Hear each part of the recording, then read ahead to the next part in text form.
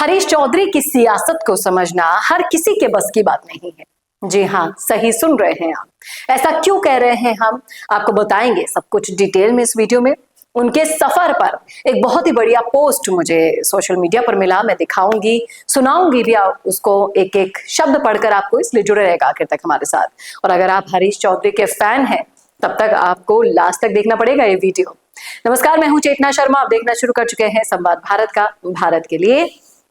तो ये देखिए, हरीश चौधरी जी के लिए एक पोस्ट यहाँ पर डाली गई। और आजकल सोशल मीडिया का जमाना है साहब, आप अगर उनके फैन हैं, आप अगर उनके सबसे अच्छे अजीज दोस्त हैं, तो आप सोशल मीडिया पर लिख डालिए, तुरंत वायरल हो जाएंगे। तो यहाँ पर एक हैंडल से पोस्ट डाली गई, मारवाड़ की माटी से दिल्ली की दहलीज तक हरीश चौधरी का सफर यहाँ पर 5 पॉइंट्स के अंदर दर्शाया गया है।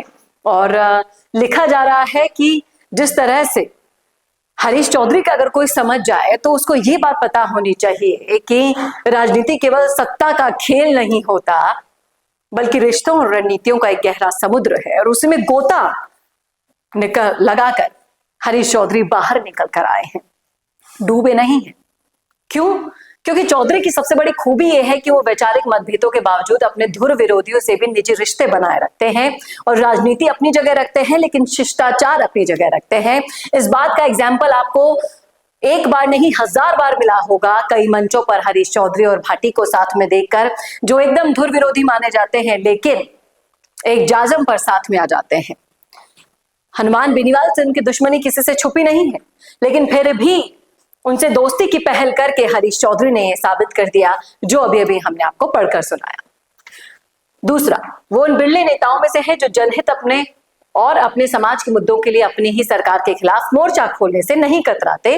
सत्ता से ऊपर सिद्धांत को रखना ही इनकी पहचान है। इसको भी आप ऐसे समझ सकते हैं कि जब पार्टी में मेवाराम जैन की वापसी हुई थी तब क्या हुआ था, किसकी वजह से हुआ था, कैसा स्वागत हुआ था, वो आप सभी को पता होगा। और इसके अलावा भी कई सारे एग्जाम्पल आपको राजस्थान की राजनीति में मिल जाएंगे।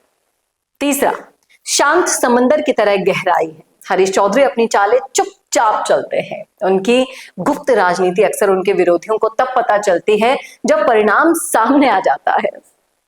इसके बारे में हम कई बार डिस्कशन कर चुके हैं कि हरीश चौधरी षड्यंत्र बनाने में अशोक गहलोत के बाद दूसरे स्थान पर ही आते होंगे अगर कांग्रेस की पार्टी की बात की जाए।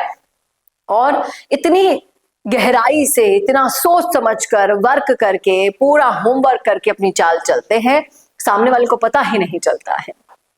चौथा पॉइंट, दिल्ली के गलियारों में उनकी साख का अंदाजा इसी बात से लगाया जा सकता है कि वो गांधी परिवार के सबसे भरोसेमंद सिपाही हैं और थार की आवाज को दिल्ली तक मजबूती से पहुंचाने का काम हरीश चौधरी करते हैं।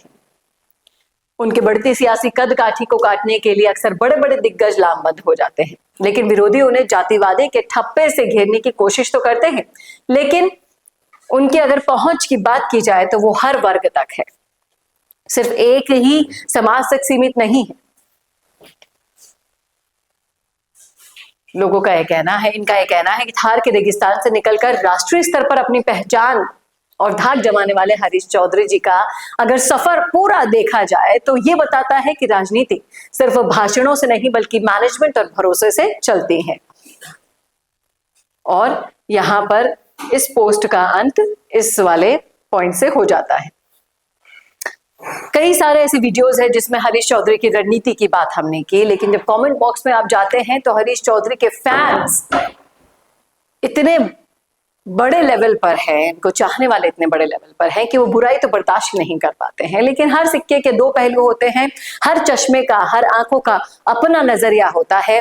आप कौन सा चश्मा लगाकर हरीश चौधरी को देखते हैं? इन भाई साहब का किस्सा तो हमने सुना दिया, क्या आप भी हरीश चौधरी को इसी चश्मे से देखते हैं या फिर है कोई अलग कहानी? बताइएगा जरूर कमेंट करके कमेंट बॉक्स में। कैसा लगा वीडियो बताना ना भूलेगा और ऐसे वीडियोस के लिए देखते रहिए संवाद भारत का, भारत के लिए। नमस्कार। अगर आप बनना चाहते हैं पॉलिटिशियन लेकिन पब्लिक स्पीकिंग और अपने विचारों को व्यक्त करना चुनौती लगता है, या कैमरे और पब्लिक के सामने किसी तरह से बोल पाए इसमें मुश्किल होती है, तो मिशी मीडिया सॉल्यूशंस लेकर आया है पॉलिटिकल कंसल्टेंसी कैंपेन, जिसमें वरिष्ठ जर्नलिस्ट और पॉलिटिकल एनालिस्ट की एक्सपीरियंस्ड टीम आपको मदद करेगी, जिससे आपकी आवाज और भी बुलंद हो जाएगी। इसमें हम आपके गोल को पूरी तरह से टारगेट करेंगे कि किस तरह से आपको पार्टी पहचाने, आपको उस क्षेत्र के लिए चुने, कैसे सर्वेज में आपका नाम आए, कैसे लोगों के बीच में आपका माहौल बने। ना सिर्फ कंसल्टेंसी हम आपको देंगे बल्कि आपको सारे रास्ते दिखाएंगे और बताएंगे भी, जिससे आप भारत की राजनीति में अच्छे पॉलिटिशियन बनके समाज का सुधार कर सके।